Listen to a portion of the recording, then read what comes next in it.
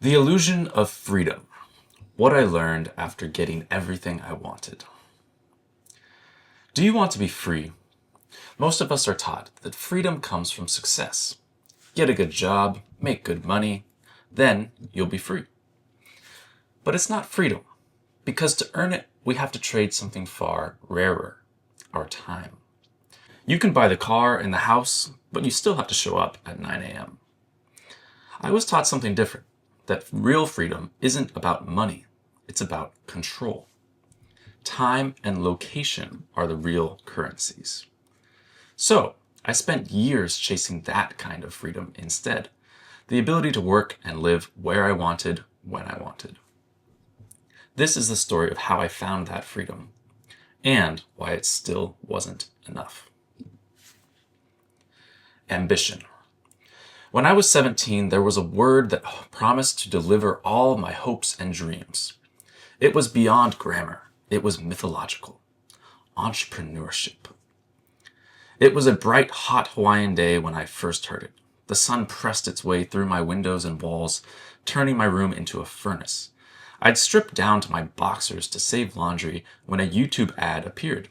A blonde guy, an orange Lamborghini, and a promise.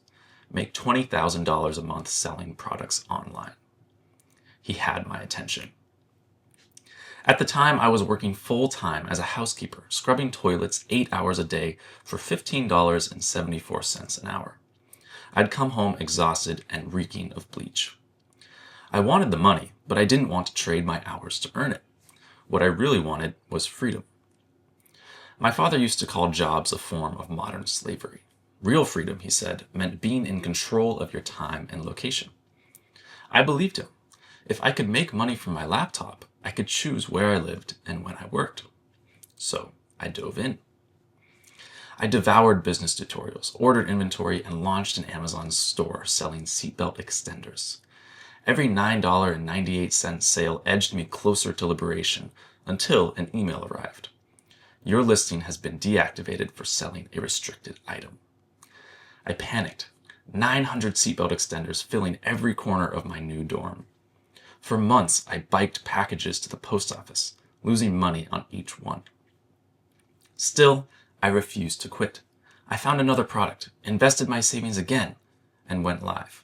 Then, another email. Your account has been suspended. My appeals were rejected. Amazon had beaten me, but I wasn't done. I told myself I'd learned enough about marketing to help other businesses, and cold emailed local restaurants until one owner agreed to meet. We sat overlooking a white sand beach back in Hawaii, as I told him that I could get him more customers with advertising. He looked around at his full tables. I don't need more customers, he said, but I do want to tell our story. He hired me to do exactly that, which expanded into other projects.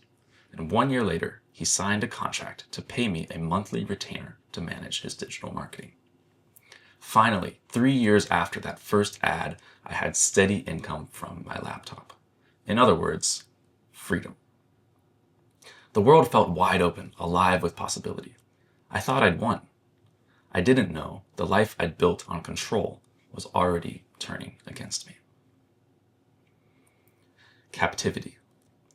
After signing the liberating contract, I drove to the beach to savor my victory, vividly imagining the BMW that would replace my dingy 2002 Mustang.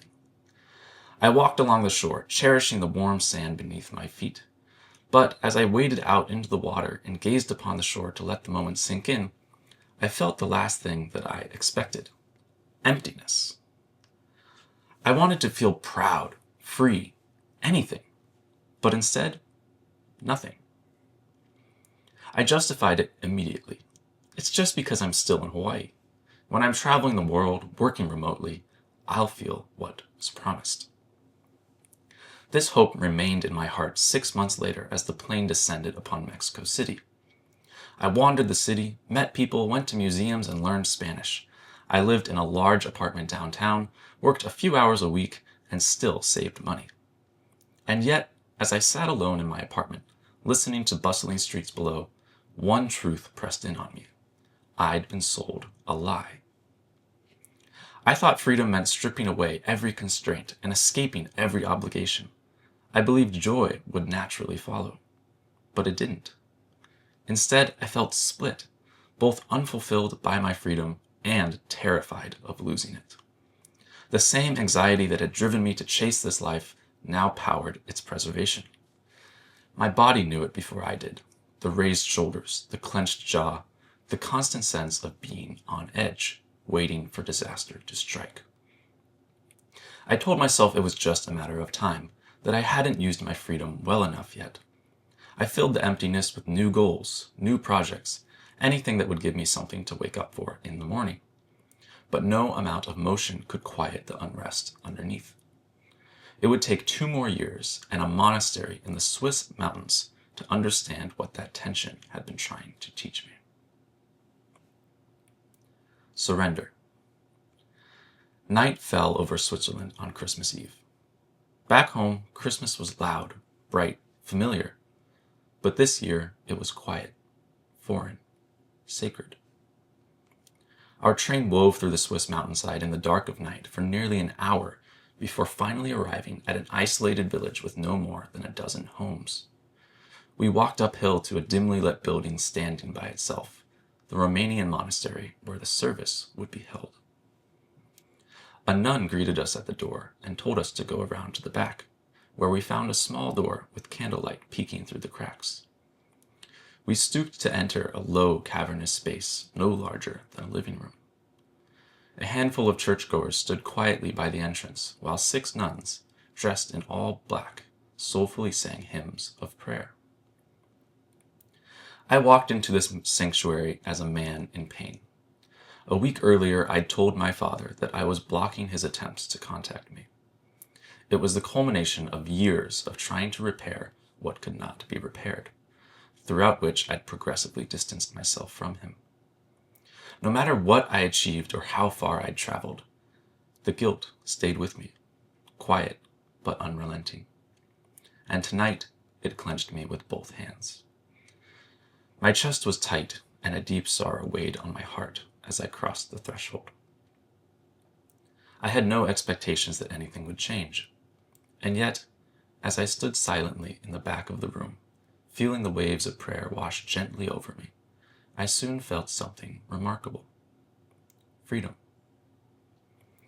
It was as if 2 birds had flown down and lifted a great weight from me, slowly, gently, without effort. And in that moment, I understood. The freedom I'd chased could never come from control. It could only arrive through trust, through surrender. Not in myself, but in something larger, in love, in life itself. After the service, we stepped out into the night.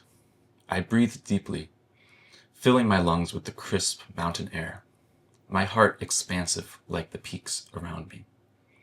I held my girlfriend's hand as we walked down the hill in silence, savoring each other's presence under the moonlight. And like a butterfly landing gently on my shoulder, I felt what I had been searching for all along. Peace. With love, Ryan. This letter is from my newsletter, titled Brave Enough. You can find it at ryancombs.com. That's Ryan Combs, like comb your hair with an ES at the end.com. Thanks so much.